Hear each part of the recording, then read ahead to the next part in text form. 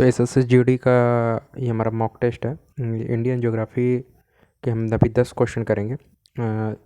आगे चलकर हम 10 की जगह 20, 30, 40, 50 और ऐसे करते क्वेश्चन की संख्याओं को बढ़ाते चले जाएंगे।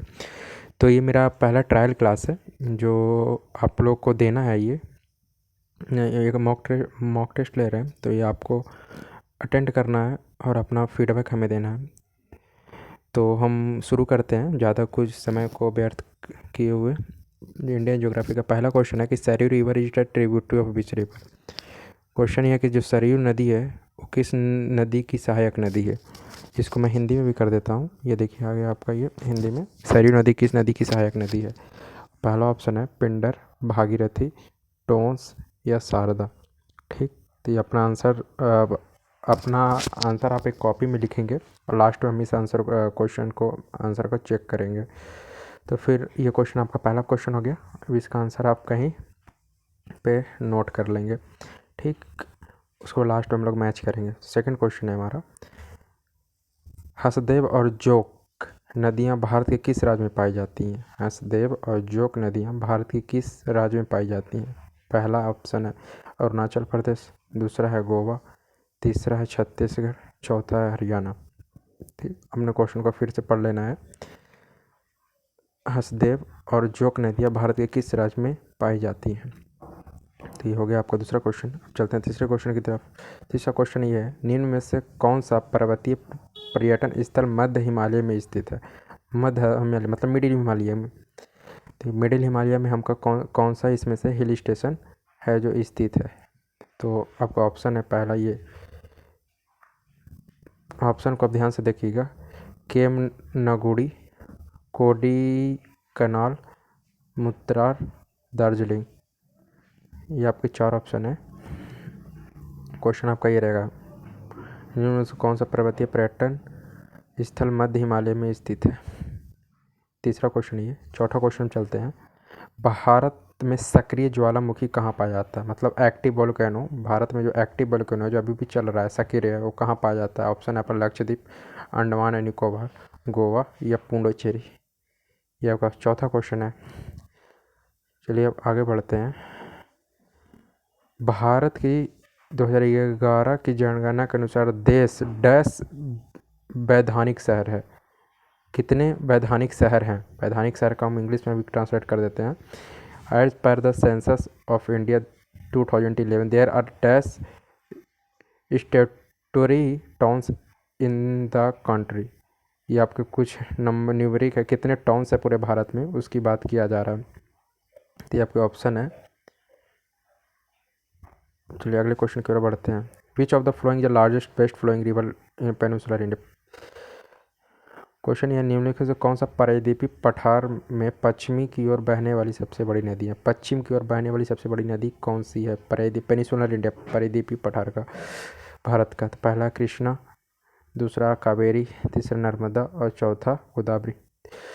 तो आप आंसर को एक कॉपी में लिखेंगे और लास्ट में हम लोग चेक करेंगे आपका कितना सही हुआ, आपको कमेंट बॉक्स में बताएंगे। ये हो गया हमारा छठा क्वेश्चन। कृष्णा ऑप्शन है, दूसरा कावेरी, तीसरा नर्मदा, चौथा गोदावरी। पाँचवें अब चलते हैं 7वें क्वेश्चन की ओर। निम्नलिखित में से कौन सा शब्द कर्नाटक पठार के पहाड़ी भागों को दर्शाता है। कर्नाटक की जो पठार है उनकी जो पहाड़ी भाग उनको दर्शाता है, कौन से शब्द हैं। पहला है बुग्याल, दूसरा तराई, तीसरा है मालनाड, चौथा दाब। ये आपके 4 ऑप्शन है। क्वेश्चन आपका ये रहा, फिर से देख लीजिए एक बार क्वेश्चन को। निम्नलिखित में से कौन सा शब्द कर्नाटक पठार के पहाड़ी भागों को दर्शाता है। चलिए बढ़ते हैं अगले क्वेश्चन की ओर। अगला क्वेश्चन है आपका 8वां। भारत के निम्नलिखित में से कौन सी झील को रामसर स्थलों में नहीं जोड़ा जाता है। रामसर साइट्स में कौन से झील को नहीं जोड़ा जाता है, ये क्वेश्चन है आपका। ऑप्शन है चिल्का झील, दूसरा है कीठम झील, तीसरा है लोकटक झील, चौथा है डल झील। तो आपका क्वेश्चन ये रहा, भारत की निम्नलिखित में से कौन सी झील को रामसर स्थलों में नहीं जोड़ा गया है। तो ये आपका 4 ऑप्शन रहे हैं। अब बढ़ते हैं अगले क्वेश्चन की ओर। आपका 9वां क्वेश्चन है, रबी फसल डैश में बोई जाती है। रबी फसल कब बोई जाती है? रबी क्रॉप कब बोई जाती है? पहला ऑप्शन है अप्रैल मई, दूसरा है अक्टूबर नवंबर, तीसरा है मई जून, चौथा है जनवरी या फरवरी। क्वेश्चन आपका ये रहा। अब अगला क्वेश्चन लास्ट क्वेश्चन है ज्योग्राफी का हमारा। डैश भारत में एक प्रमुख लौह अयस्क पट्टी है। लौह अयस्क मतलब आयरन ओर का। ये क्वेश्चन ये रहा, the major iron ore belt in India, मतलब जहाँ पे सबसे ज़्यादा आयरन ओर पाई जाती है। पहला है तमिलनाडु छत्तीसगढ़ बेल्ट पट्टी, दूसरा है गुजरात राजस्थान पट्टी, तीसरा है उत्तर प्रदेश बिहार पट्टी और चौथा है उड़ीसा झारखंड पट्टी। तो ये हो गए आपके 10 क्वेश्चंस। अब आपको हम इसका आंसर अभी ही तुरंत मैच करवाएंगे। तो चलिए पहले क्वेश्चन पे हम चलते हैं और हम पहला का आंसर होगा आपका, सरयू नदी किस नदी की सहायक नदी है? तो आपको बताना है किसकी है, तो आपको हम आंसर दिखाते हैं। ये देखिए शारदा नदी। ये सरयू नदी है वो शारदा नदी की सहायक नदी है और शारदा के बारे में कुछ विशेषताएं हैं जो देखते हैं। पहला, आप इस इन सब की पॉइंट्स को भी नोट करेंगे। सरयू शारदा नदी की सबसे बड़ी सहायक नदी है। सरयू सुरमुल से निकलती है और पचेश्वर के महाकाली में मिल जाती है जो नेपाल की सीमा पर है। सरयू उत्तराखंड राज्य के कपकोट, बागेश्वर और सैराघाट शहरों से होकर बहती है। उत्तर प्रदेश में अयोध्या का प्रसिद्ध शहर सरयू नदी के तट पर स्थित है। जो हमारा राम मंदिर अभी फ़िलहाल में बन रहा है सरयू नदी के किनारे में ही स्थित है। जो इसके लिए अगला पॉइंट है, भूनी सूप और खाती इस नदी के तट पर कुछ प्रसिद्ध घाट भी हैं। ये आपके लिए ज़रूरी नहीं है, ये है आपके लिए। रामगंगा रामसर रामेश्वर में सरयू के बाईं ओर मिलती है। रामगंगा जो है और रामेश्वर में सरयू के बाईं ओर ही मिलती है। इसके बाद पिंडर नदी से, आप इन सबको पॉज करके आप इसको पढ़ेंगे और इसको नोट करेंगे कि इन सब क्वेश्चन आगे बनेंगे। तो मैं आपको शो कर दे रहा हूँ। पिंडर नदी के बारे में है ये इतना ही है। फिर आगे है ये है जो भागीरथी के बारे में है। तो आप इन सबको पॉज करिएगा वीडियो को और इसको आप इन सब की पॉइंट्स को नोट करिएगा। फिर इसके बाद टोंस नदी के बारे में है। उसके बाद ये शारदा नदी के बारे में तो बता ही दिए आपको। ये आपकी पॉइंट्स को पॉज करके और इसको कॉपी में नोट करिएगा। आपको बाहर से कुछ पढ़ने की ज़रूरत नहीं, जितना हम मॉक टेस्ट करवा देंगे उससे बाहर का नहीं आने का। दूसरा क्वेश्चन का है कि हसदेव और जोक नदियाँ भारत के किस राज्य में पाई जाती हैं? तो इसका आंसर चलिए आपको दिखाते हैं। छत्तीसगढ़ में पाई जाती हैं। इसका आंसर थर्ड वाला सही होगा, सेकंड का थर्ड। तो चलिए पढ़ते हैं। हसदेव नदी महानदी की सबसे बड़ी सहायक नदी, जो महानदी है उसकी सबसे बड़ी सहायक नदी है हसदेव नदी। यह नदी छत्तीसगढ़ राज्य में बहती है। छत्तीसगढ़ में बाहर बहती है। जोक नदी महानदी की एक सहायक नदी है जो भारत की छत्तीसगढ़ राज्य में नुआपाड़ा जिले और बरगढ़ जिले और उड़ीसा राज्य में रायपुर जिले के माध्यम में लगभग 210 किलोमीटर तक बहती है।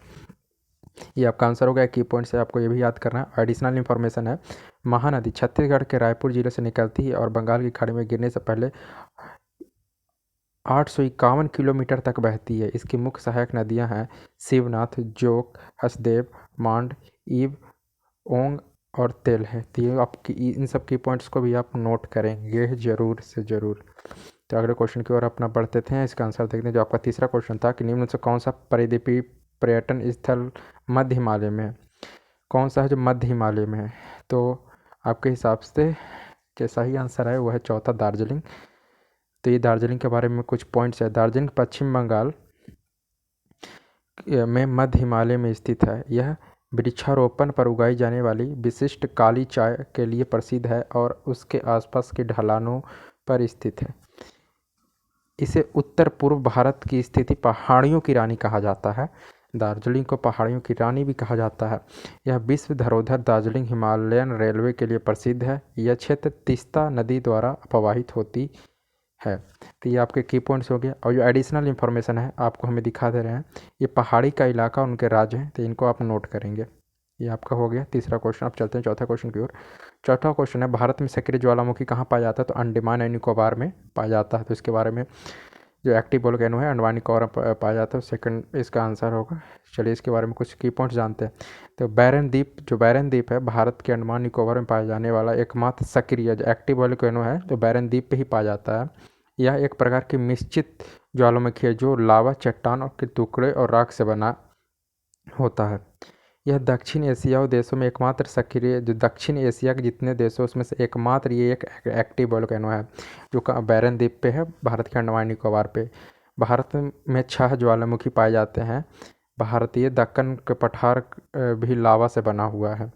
ये आपके कुछ फिर एडिशनल इन्फॉर्मेशन है जो हमारे और जो ज्वालामुखी के प्रकार होते हैं उनके बारे में भी आप कुछ जानेंगे और क्यू पॉइंट्स आपको इम्पोर्टेंट लगे आप इसको नोट करेंगे। ये फिर जो देश के जो इम्पोर्टेंट ज्वालामुखी हैं उनके भी नाम है आप पूरा नोट करेंगे और याद करेंगे। माउंट बुलशन, तो ये समय आपकी एडिशनल इन्फॉर्मेशन है, आप ये इसको भी नोट करेंगे। अब आ जाते हैं अगले क्वेश्चन की ओर। अगला क्वेश्चन आपका क्या था कि भारत की 2011 की जनगणना के अनुसार वैधानिक शहर कितने थे। तो इसका जो सही आंसर है वो 4041 इसका जो है जो राइट आंसर है। तो चलिए इसके बारे में और कि एक्स्ट्रा के पॉइंट्स जानते हैं। तो एक संवैधानिक शहर एक नगर पालिका नगर निगम छावनी बोर्ड अधिसूचित नगर क्षेत्र सीमित के साथ 2011 की जनगणना अनुसार 4041 शहर हैं जो कि 2001 में 3799 थे। ये आपको कि इसको याद करना या हमें नहीं लगता कि ये किसी से ज़्यादातर ये क्वेश्चन हो पाएंगे। ऐसे क्वेश्चन होते हैं कि इसको ना करें तो ही बढ़िया है क्योंकि ये जितने भी न्यूमरिक वैल्यू इस पर ज़्यादा कन्फ्यूजन होता है। तो आपकी जो की पॉइंट्स हैं ये आप पढ़ लीजिएगा एक बार, हम आपको शो कर दे रहे हैं धीरे धीरे, आप इसको पॉज करके पढ़ लीजिएगा।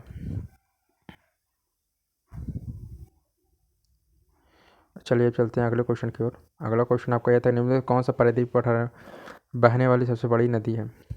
तो इसका इंग्लिश में ऑप्शन क्या था कि लार्जेस्ट बेस्ट फॉलोइंग वेस्ट से आने वाली पेनिसुलर भारत की सबसे बड़ी नदी हो क्या है, तो नर्मदा है। तो नर्मदा में आइए नर्मदा के बारे में कोई और की पॉइंट जान लेते हैं।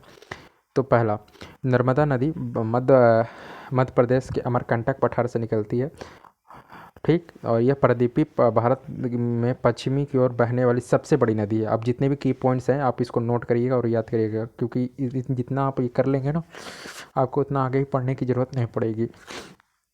यह गुजरात, छत्तीसगढ़, मध्य प्रदेश और महाराष्ट्र से होकर बहती है। नर्मदा नदी की सहायक नदियाँ कोलार नदी, सकर नदी, धुधी नदी, तवा नदी और हिरन नदी है। घाटी का प्रमुख जल विद्युत परियोजनाएं जो जल के ऊपर जो बनाई जाने वाली परियोजना है, जो हाइड्रो इलेक्ट्रिसिटी के लिए जो परियोजनाएं बनाई गई हैं अलग अलग चीज़ों के लिए भी, तो वो क्या इंदिरा गांधी सागर है, सरदार सरोवर है, अंकेश्वर है, बरगी और महेश्वर है। धुआंधार जो जल प्रपात है नर्मदा नदी के द्वारा बनाए गए थे। तो ये है आपके मैप जो दिखाया जा रहा है, आप इसको समझ लीजिएगा एक बार। तो ये जो कुछ एडिशनल इन्फॉर्मेशन है आप इसको भी नोट करिएगा। चलिए चलते हैं अगले क्वेश्चन की ओर। हमारा अगला क्वेश्चन क्या था, अगला क्वेश्चन हमारा सातवां ये था। सातवां क्वेश्चन ये था कि निम्नलिखित तो कौन सा शहर शब्द कर्नाटक पठार की पहाड़ी भागों को दर्शाता है। कौन सा शब्द है, तो है मालनाड। तो मालनाड हमारा तीसरा जो इसका सही ऑप्शन था। चलिए इसके बारे में कुछ जानते हैं। और कर्नाटक का पठार 2 भागों मालनाड और मैदान में भी विभाजित है। मालनाड क्षेत्र एक पहाड़ी क्षेत्र है जबकि मैदान निचली पहाड़ी का मैदान क्षेत्र है। कर्नाटक पठार की सबसे ऊंची चोटी बाबा बुदन पहाड़ियों में मुंगगिरी है। कर्नाटक पठार का उद्गम कावेरी नदी के ब्रह्मगिरी पहाड़ियों से हुआ है। कर्नाटक का पठार भी जोग जलप्रपात और शिव समुद्रम जलप्रपात का उद्गम स्थल। कर्नाटक का पठार लावा से बना है जो कि काली मिट्टी के लिए प्रसिद्ध है। तो इसके जो और भी जितने भी हमारे पठार हो कहाँ कहाँ पे हैं ये भी आपके इम्पोर्टेंट क्वेश्चन हो गया भाई। उसके जो उच्चतम जो सबसे हाईएस्ट चोटी है पिक है उसके बारे में कुछ इन्फॉर्मेशन है, ये भी आपको नोट करना है। तो पहला छोटा नागपुर का पठार झारखंड में है, इसकी सबसे ऊंची चोटी है पारसनाथ। जितने भी हैं आपको हम शो कर दे रहे हैं, आप इसको पॉज करके नोट कर लीजिएगा और याद भी कर लीजिएगा। चलिए अब चलते हैं अगले क्वेश्चन की ओर।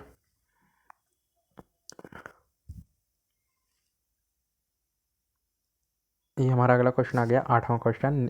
भारत की निम्नलिखित में कौन सा झील को रामसर स्थलों में नहीं जोड़ा गया? जो रामसर साइट्स होते हैं उसमें किसको नहीं जोड़ा गया? तो हमारा ऑप्शन है डल झील को नहीं जोड़ा गया। तो चलिए जानते हैं। डल झील एक शहरी झील है जो जम्मू और कश्मीर के केंद्रीय शासित प्रदेश में दूसरी सबसे बड़ी झील है। डल झील कश्मीर के में पर्यटन और मनोरंजन का अभिन्न अंग है और यह इसे फूलों की झील, कश्मीर की ताज का गहना या श्रीनगर के गहने के नाम से जाना जाता है।